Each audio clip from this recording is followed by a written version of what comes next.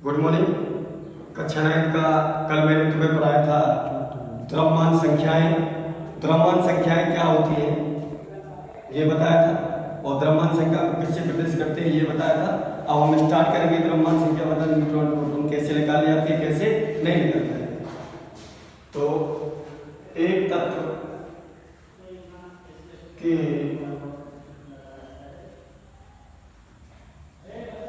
एक तत्व का परमाणु क्रमांक एक तत्व का परमाणु क्रमांक 30 है तथा इसकी द्रव्यमान संख्या 66 है। तत्व में प्रोटॉन, न्यूट्रॉन व इलेक्ट्रॉन की संख्या ज्ञात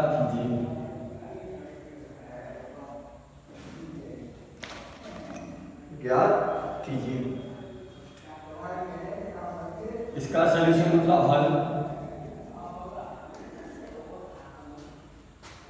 मैंने फॉर्मूला बताया था A बराबर P प्लस N। A बराबर द्रव्यमान संख्या,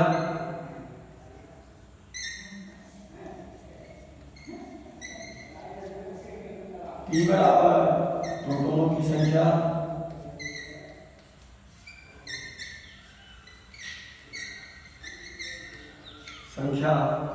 N बराबर न्यूट्रॉनों की संख्या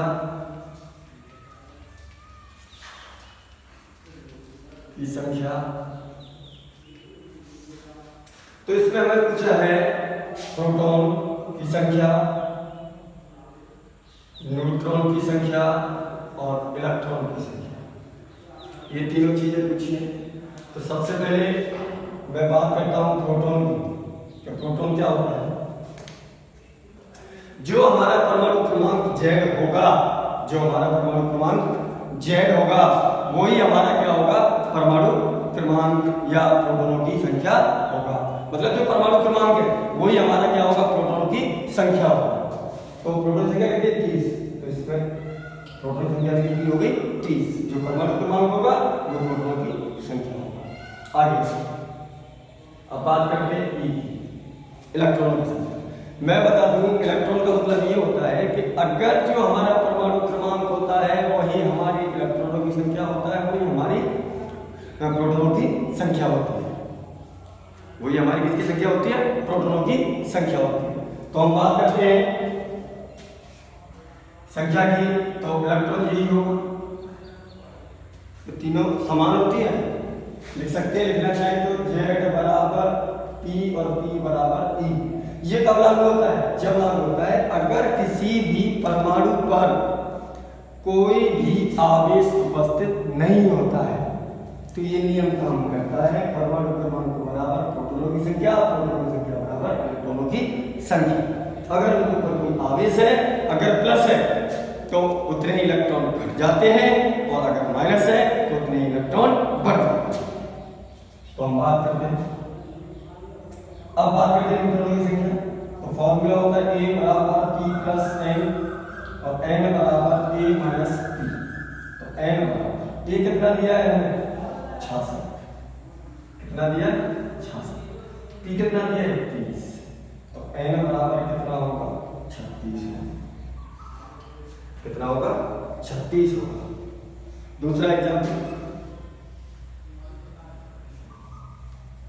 एक तत्व के नाभिक में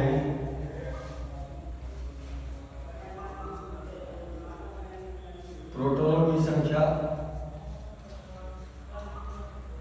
12 है तथा न्यूट्रॉनों की संख्या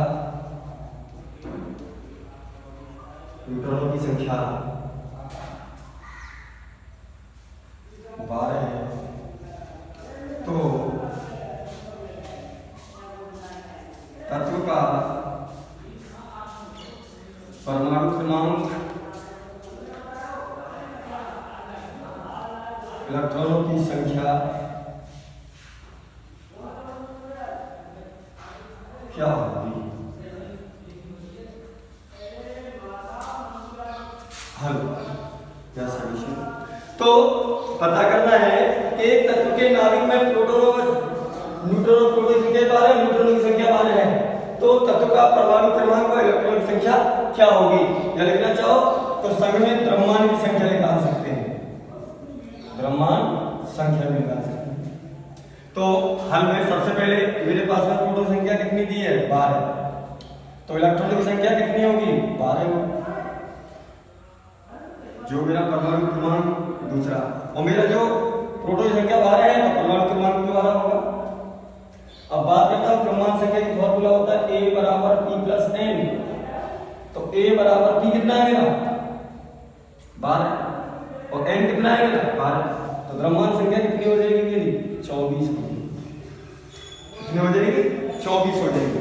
अगर मेरी द्रव्यमान संख्या 24 हो गई, आगे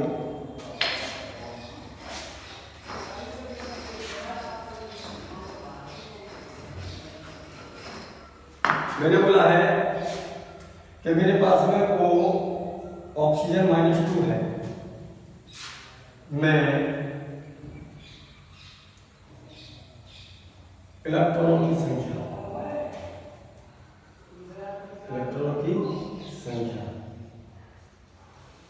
क्या होगी?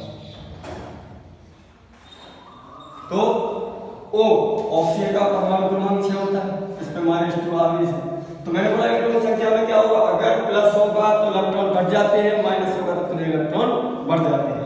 तो 6 इलेक्ट्रॉन तो ये है परमाणु क्रमांक के बराबर होते हैं, और 2 उसने क्या किए? माइनस वाले ग्रहण कर लिए। तो इलेक्ट्रॉनों की संख्या कितनी हो जाएगी? 8 हो जाएगी। अगर मुझे दे दिया Na+ और इसमें पूछे इलेक्ट्रॉनों की संख्या कितनी है, तो क्या करोगे? सोडियम का परमाणु क्रमांक 11 था, तो 11 इलेक्ट्रॉन तो 1 प्लस का माइनस कर देगा, इलेक्ट्रॉन कितने रह जाएंगे? 10 रह जाएंगे। कितने रह जाएंगे? 10। इस तरीके से तुम टैली कर सकते हो। अगर कोई प्रॉब्लम हो तो मुझे बताना, तो मैं दोबारा समझाऊंगा। ओके।